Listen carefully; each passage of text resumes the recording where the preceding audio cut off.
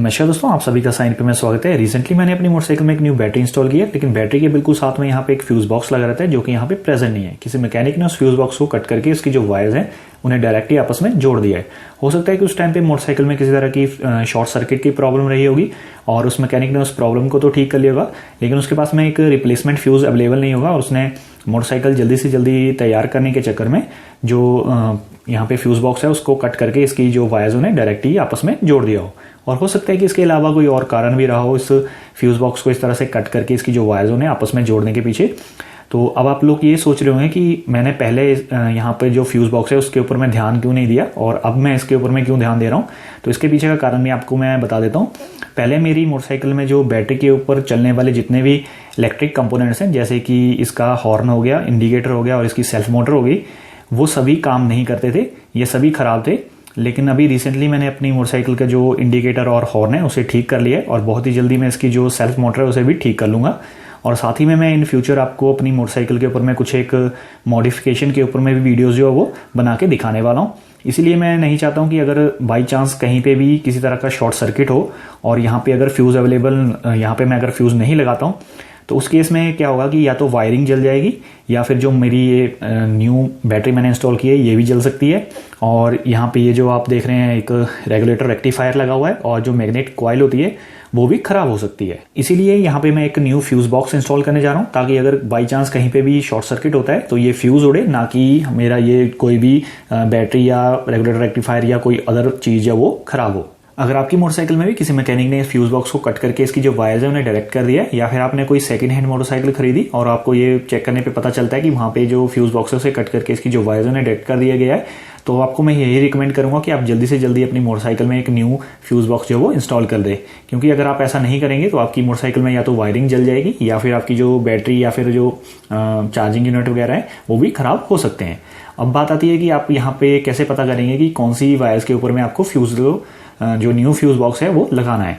तो सबसे पहले तो अगर आप अपनी मोटरसाइकिल के जहाँ पे बैटरी लगी होती है उसके साइड में देखेंगे तो वहीं पे आपको मेन फ्यूज़ की वायर्स दिखती हैं। और अगर वहाँ पे आपको कोई दो वायर्स आपस में इस तरह से कनेक्टेड और उनके ऊपर में टेपिंग आपको दिखती है तो आप समझ जाइए कि वही वायर्स होंगी जिनके ऊपर में फ्यूज़ लगेगा।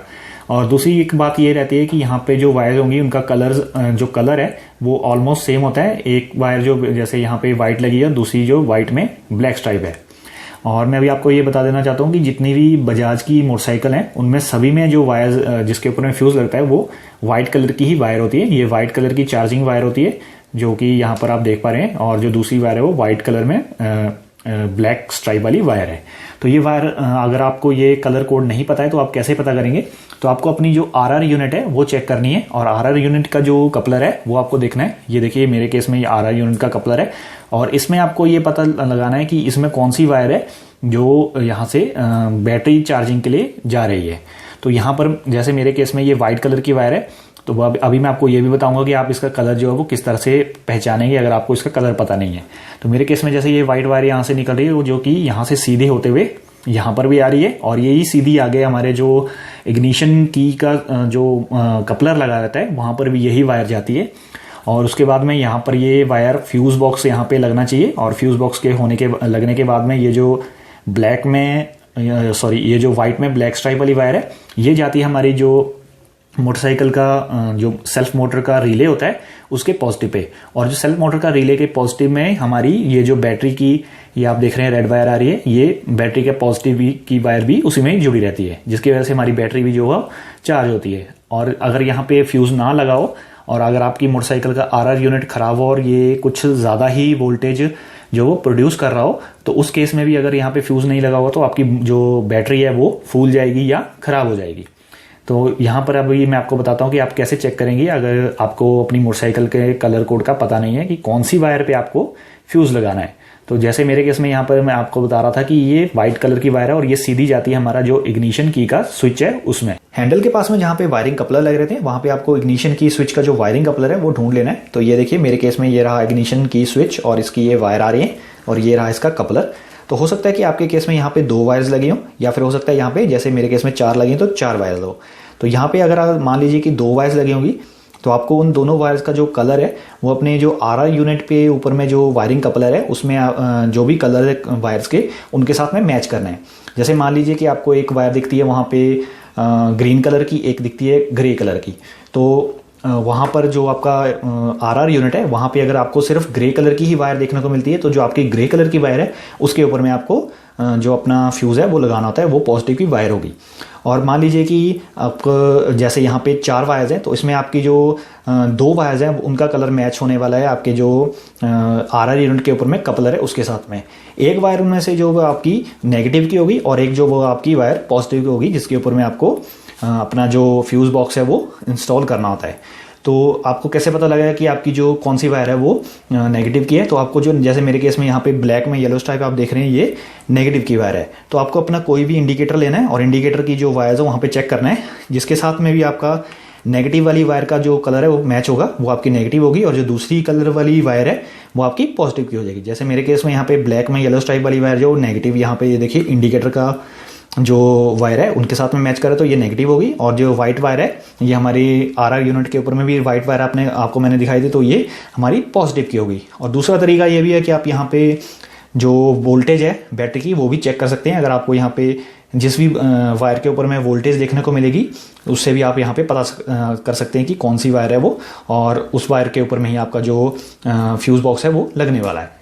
और दूसरा सिंपल तरीका तो मैंने पहले ही आपको बता दिया। अगर आप अपनी मोटरसाइकिल की जो बैटरी है उसके बिल्कुल साथ में देखेंगे और कोई भी अगर आपको वायर्स वहाँ पे जो कुछ इस तरह से आपस में जुड़ी हुई मिलती है और उसके ऊपर में टेपिंग मिलती है तो आपको जो उन वायर्स का कलर देखना है और अपनी जो यहाँ पे आरआर यूनिट से कपलर आ रहा है उसकी वायर्स का कलर देखना है। उनमें से अगर किसी भी वायर का कलर जो है वो आरआर यूनिट की वायर के साथ में मैच कर रहा है, अगर इन दोनों में से कोई भी एक वायर का कलर मैच कर जाता है तो ये समझ लीजिए कि वही वायर है जिसके ऊपर में आपको जो फ्यूज़ बॉक्स है वो लगाना होता है। और यहाँ पे अगर आप और भी वायर्स देखेंगे तो उनमें से कोई भी ऐसी वायर आपको देखने को नहीं मिलेगी जो कि आपकी आरआर यूनिट के साथ में मैच करे, क्योंकि ये ज़्यादातर जो वायर्स है वो आपकी या तो एक नेगेटिव की वायर होगी और ज़्यादातर जो वायर आपकी जो मैग्नेट कॉइल्स है वहीं से आ रही होती हैं, जिसमें से सिर्फ 2 ही वायर जो होती हैं वो आउटपुट की होती है। एक आपकी हेडलाइट के लिए चली जाती है और एक आपकी जो है वो यहाँ पे चार्जिंग का काम करती है, तो चार्जिंग वाली भी हमें यहाँ पे फ्यूज़ लगाना होता है। तो और दूसरा एक तरीका ये भी है कि आप इस टेप को यहाँ से हटा दें। मैं इसे पहले निकाल लेता हूँ।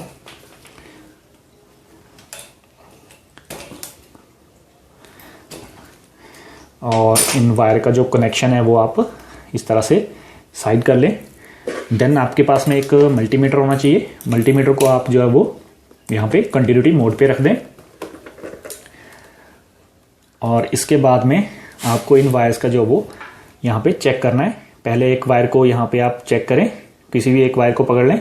जैसे मैंने वाइट में ब्लैक वाली स्ट्राइप वायर को पकड़ लिया, इसके साथ में मैं यहाँ पे कंटिन्यूटी चेक करूँगा।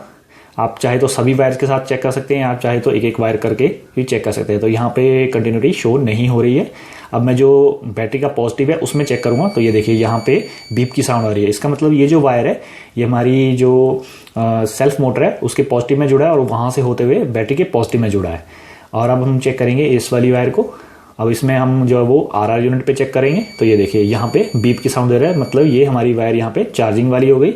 तो और इसी वायर के ऊपर में हमें फ्यूज़ इंस्टॉल करना है। आप यहाँ पे किसी भी तरह का जो फ्यूज़ बॉक्स है वो लगा सकते हैं। मेरे पास में ये एक लंबे वाला फ्यूज़ है जिसे ग्लास टाइप फ्यूज़ कहा जाता है और ये देखिए ये कुछ इस तरह का दिखता है। या फिर आप यहाँ पे जो वो जैसे मॉडर्न मोटरसाइकिल्स में अभी आ रहे हैं ब्लेड टाइप फ्यूज़, वो भी आप यहाँ पे लगा सकते हैं। अब बात आती है कि आपको यहाँ पे कितने एम्पियर का जो फ्यूज़ है वो लगाना है। तो ये मोटरसाइकिल के ऊपर में डिपेंड करता है। जैसे अगर आपकी मोटरसाइकिल जो वो AC CDI पे चलती है तो उस मोटरसाइकिल में जो 10 एम्पियर का मेन फ्यूज़ लगता है, और अगर आपकी मोटरसाइकिल जो वो DC CDI पे चलती है तो आपकी जो मोटरसाइकिल है उसमें 15 एम्पियर का जो फ्यूज़ है वो लगेगा। आपको जो सिंपली यहाँ पे इनकी जो ये फ्यूज़ वायर्स हैं इन्हें स्ट्रिप करके यहाँ पे कनेक्ट कर देना है। तो अभी मैं कर लेता हूँ।